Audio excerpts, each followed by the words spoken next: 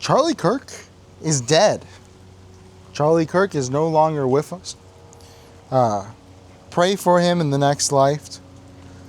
Hope he gets peace where he's going. How's everyone doing? It's Leo once again. Today I was going to talk to you guys about victim mentality and how silly that phraseology is, but I think that there's definitely more important news. I'm not breaking any news here. You guys know that Charlie Kirk is dead, and this has been pretty big news. And it comes off a day before the anniversary of September 11th, which I think is very, by the way, how's this new filter look? It's a new black mist filter for the DJI. It's a very appropriate date for what happened here, and I have a buddy who predicted that things were going to get a little crazy in September just because of some of the astronomy and astrology and esoteric stuff. And March and September are going to be the craziest months all the time, man. Stay safe. I'm sure things will get even crazier. It's been a crazy month, all right? And I think it's important to mention that, you know, the day before or the week before, we had this murder of this young Ukrainian woman that I spoke about on the show last night. And yeah, please like, comment, subscribe, and join our lives from Tuesday through Friday at 10 p.m. Eastern. And today we have the death of Charlie Kirk, a noted political debater, master debater, sort of a meme in some ways in his lifetime. He was a strong champion of conservative values. I don't know what that means exactly. You know, he was always talking about Israel and, you know, not even gun rights, really. He was talking about voting for President Trump, and more power to him, right? Charlie Kirk, this is my eulogy to Charlie Kirk. Charlie Kirk was a smart guy. He was definitely one of the smarter guys out there. No shade, no disrespect. He's a guy who dropped out of college maybe because he saw the problem in colleges, or maybe he just found a good grift afterwards. You know, he was able to radicalize a generation, 2 generations, maybe even a couple of people in order to vote for Donald Trump and really embrace the new MAGA Republican Party. And I can't fault him for that. You know, everybody's got to eat. Oh, his family's going to have a lot to eat after this, thankfully. And he did a good job at this. I don't think it was productive. I don't think it was good for the country. I think all of these debates, especially because that's how he made his name for himself, right? With these debates, all of these debate bros. I think this was bad for the country. I think it all contributed towards a schizophrenia that's rising here. And it's what I spoke about on stream yesterday in regards to the young Ukrainian woman that was murdered as well, which is that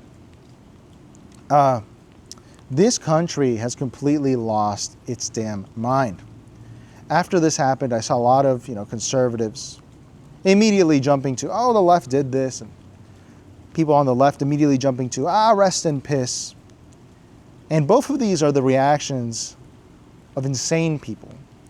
This country is completely destroyed. There is no argument as to how this country can remain in the way it is. The status quo is broken, and we are all victims to each other. You are in prison.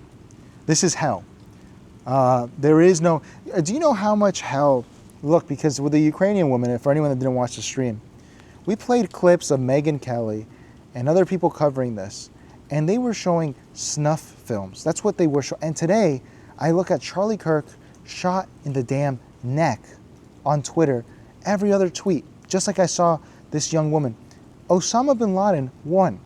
This country is a country that if Daniel Pearl were to happen today, if there were actual jihadists cutting people's heads off today, no one would bat an eye at watching these videos.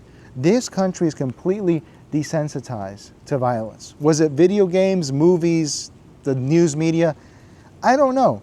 But people were really begging to see the videos of a young woman stabbed in her final moments, and then Charlie Kirk shot in the jugular, bleeding out. Obviously he was going to die. As soon as I saw that, I knew he was going to die.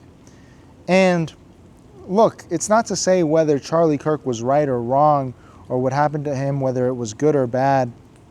While that is relevant if you analyze this politically, I think it is irrelevant if you're analyzing it sociologically. And sociologically, I think that what we can conclude after this week of having people cry, these were crocodile tears in my view, especially from the right, of this young Ukrainian woman. They hate Ukraine. They hated the refugee program. They hated immigration, I was told. But it seems like that was all BS, okay? Well, let's take it at face value, right? That, these poor people that were emotionally affected by this, and then the whole country emotionally affected either enthusiastically or negatively by this Charlie Kirk assassination. This is a violent period. And I called this years ago. And on stream I've said it, these are the American years of lead. I said that this was the case when the Champlain Towers fell in Florida. I still think that event was suspicious. I think we are living in a state of tension that is being created by a lot of people, witting and unwitting, willing and unwilling. And Charlie Kirk and his death is definitely one of the major events in this.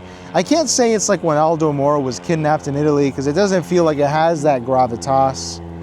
But it's unfortunate. It really is unfortunate, because whatever anyone who thought this was a good idea, that this would silence Charlie Kirk and things would, get better, they're only going to get worse. Things are going to spiral. People have been begging for violence in this country through their actions more than anything. And on both sides, man. On both sides. You've seen this. I always am quick to point out the Scalise shooting, the Rand Paul shooting, January 6th, which at the time I was like, oh, well, it's not really violent, but it is a collapse of institutions and norms. And from the right on the left, it's hard to think of any that are not psychic damage, which obviously is less damaging, but I would say it's pretty damaging too, man. Like the way that discourse and vulgarity has been normalized by the current administration has done this a lot. Donald Trump did this to an extent. Vulgarity has really infected the culture, and it's become a problem because now it's two sides of absolutely insane people, man. It's just crazy people. And this is the majority of the country. If you're outside of it, like I am mentally, you represent maybe 0.5% of the country. The rest of the country, dude, this is crazy. This is the years of lead. Retribution for this, revenge, vigilantism, would it surprise you to see it? At this point, it wouldn't surprise me to see it. People are angry. And I think it's a sense of nihilism that exists. I always use that term because it is nihilistic. There is nothing that can be done to fix it.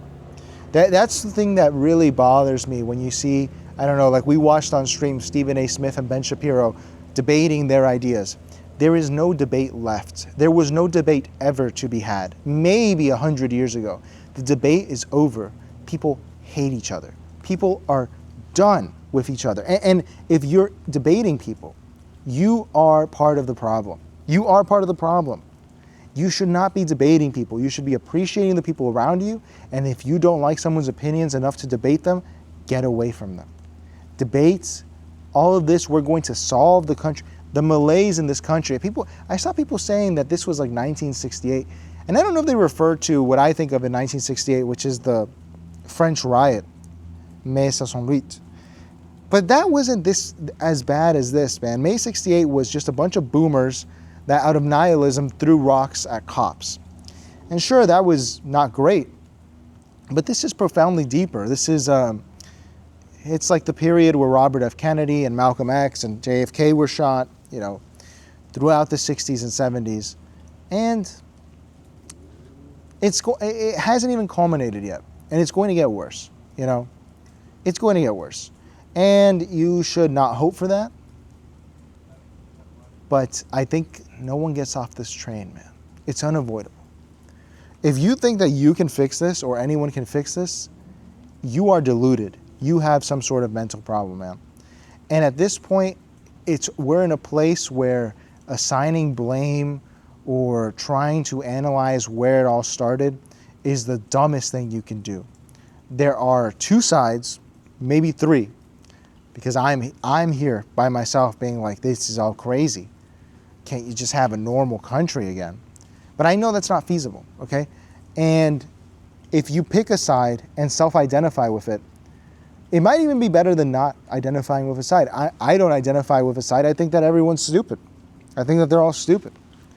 But, you know, they're going to eat me first. They're going to eat people like this first, man. And the normie, I'm telling you, the normie is sick, dude. And you might be a normie, and I'm telling you, you might be sick, because celebrating or becoming, it's not even celebrating, it's just the vicarious enjoyment in someone's demise, or the vicarious even sadness at someone's demise, like this young Ukrainian woman, is truly the mark of the end of a civilization, I think.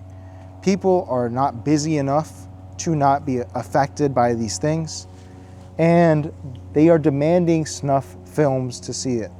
Everything you know is fake now. It's fake, dude. Osama bin Laden completely won. And you can either be saddened by that, or you can just accept it. I have accepted it, man. There is no fixing this. Try and fix it and see what happens. As I've said before, you can't fix things, man. No one can fix things, because no one has the answers. It's just the way the cookie crumbles. With that, you know, I hope Charlie Kirk finds peace. I hope he does. I hope his family is all right, you know. But in the end, this is nothing stops this train. So with that, I leave you guys. Please like, comment, and subscribe. And I'll see you on stream tonight and the next video tomorrow. See you.